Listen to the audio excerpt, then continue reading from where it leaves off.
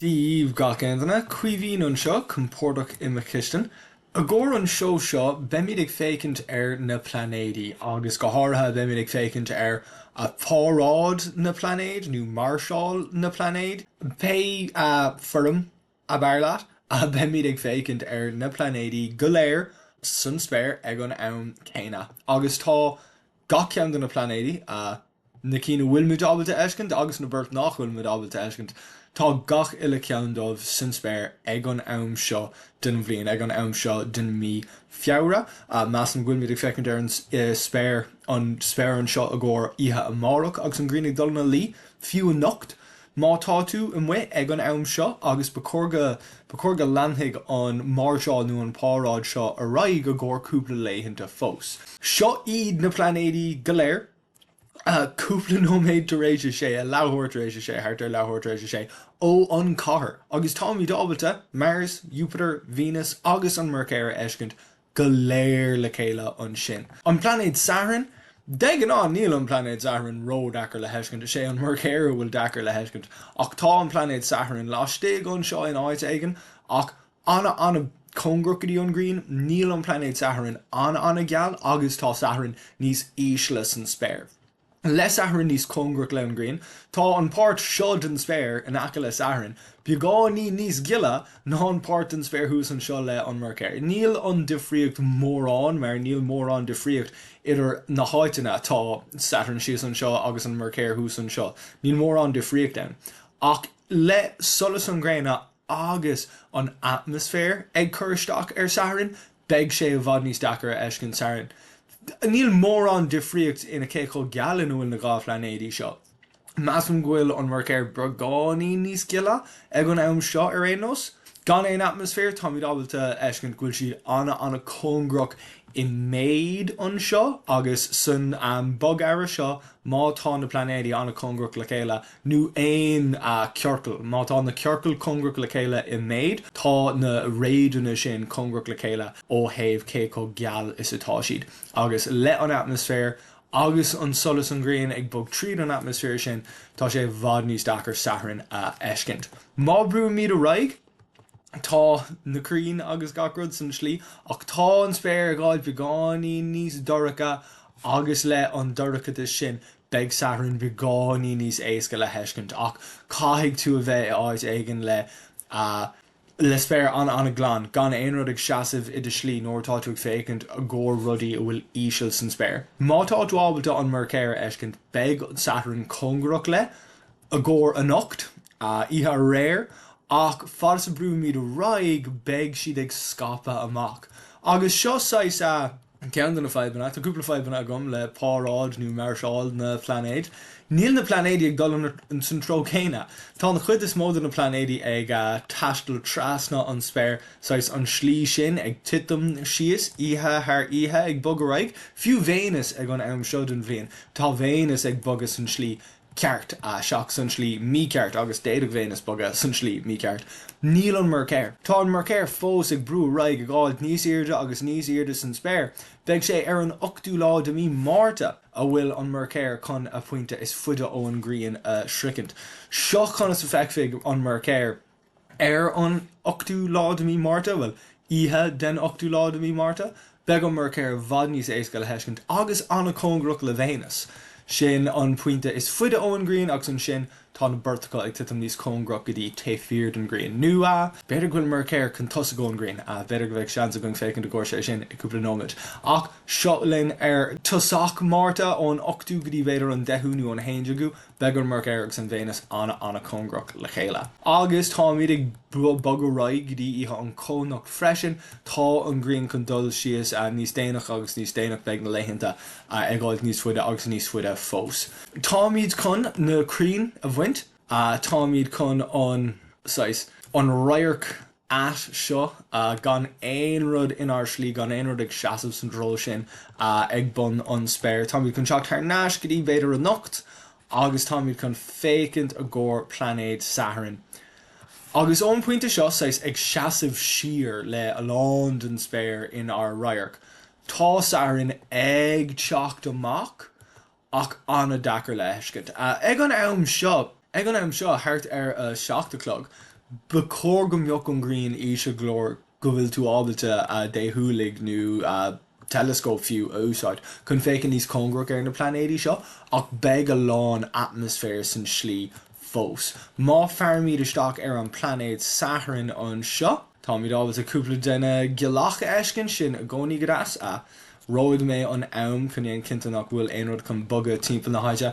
Tá na fáiníd an Saharan anna dachar leiscint ag an nóméid seo, mar go bhfuil siad beagnach ar taobh ó ar rairt. Bheadh siad anna tannaí agus dá bhrí sin beagání níos dachar le heiscint. Tá míad ábhalte cúpla duine gealach eiscint an sin mátá de telescóp mór go leor níl Titan ró dachar le heiscint an éair ach beg Titan aráiste agus tá Saharan sais aráiste freisin le an solas aráiste sin ón Green ag teacht suas freisin. So beg Saharan ag dul taifeared an Green, cáigh Saharan a bheith taifeared an Green ó an fointe seo. Tá an Mercéir ag teacht amach go dtí a puinte is fuide ag teacht amach ó taifeared an Green. Tá mé ag fécinn ar an Mercéir an seo agus tá níos mó ná lad an Mercéir le eiscint.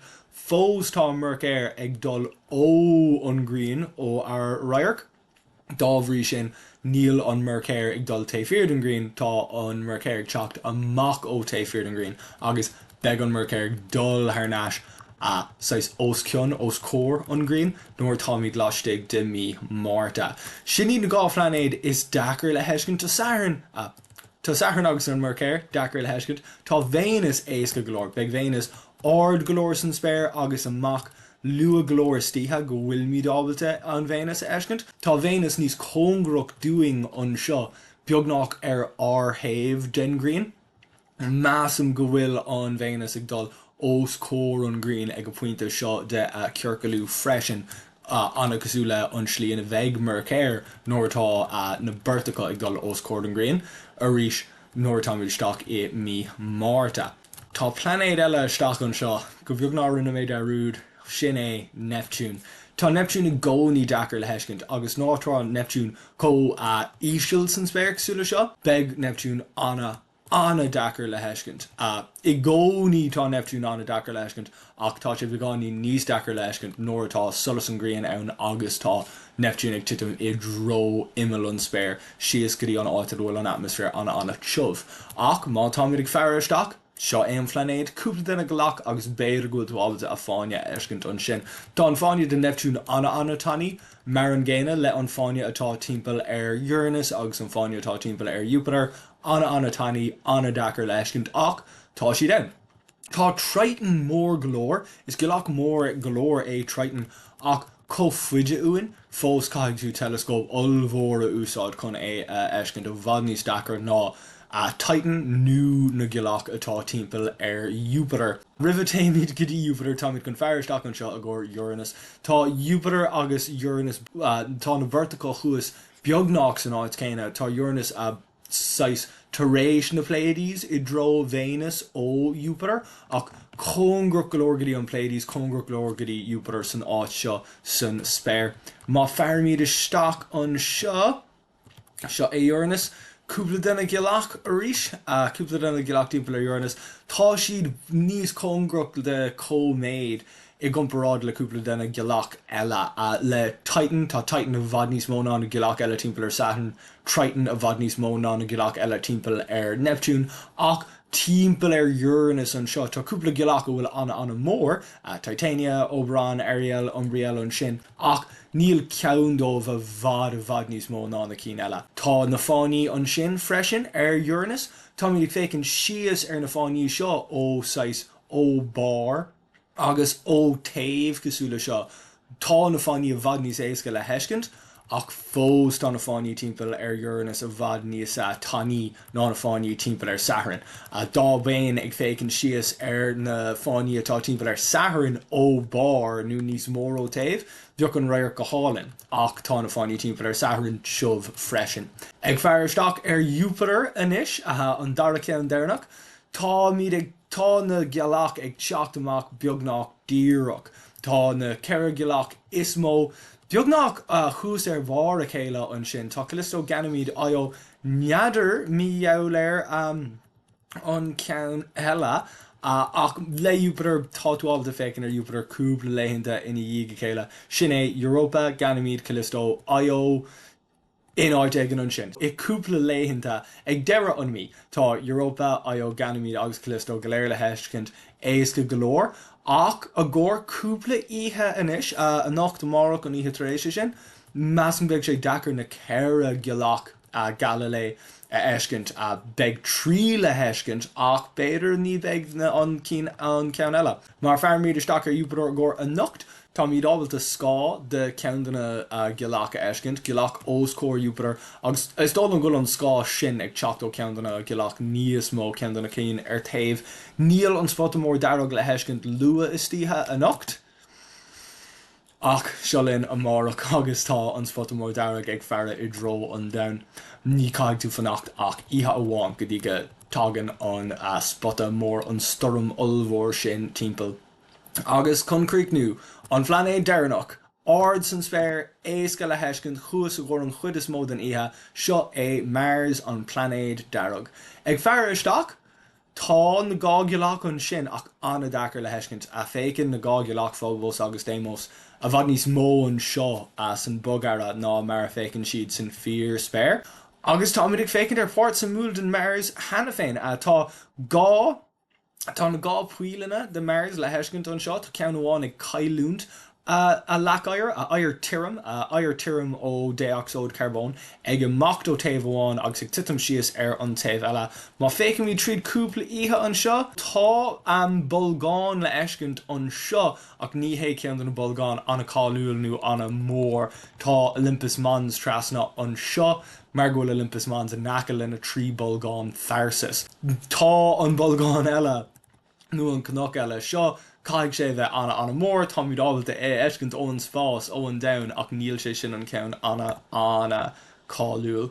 Ach sin é a gcóirnacht ceanna íhananta is fearr chun fécinn de gcóirna an Pharáid, Pharáid de na Pláinéidí nó Marshall na Pláinéidí.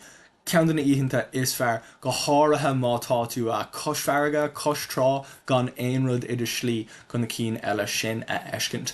Agus sin é sin iad na Pláinéidí go léir thuas ag an ann céine a má buin tú tainmh as an Fheiscint seo, déon cinnte gur brún tú an canapa a deireann go bhhaileit an Fheiscint seo, agus mátá simagat san réaltóíocht nó san Gaeilge, déon cinnte géanann tú le stáil go dtí me siomh YouTube an siomh YouTube seo. Freisin tá siomh idirlína gom cuivínscontent.ie le bhíáníd an ólas seo scríte síos más bhhaileit é a léamh. Gur mágad as 8 fécint agus is dólam go feic mé thu arás an seo arís.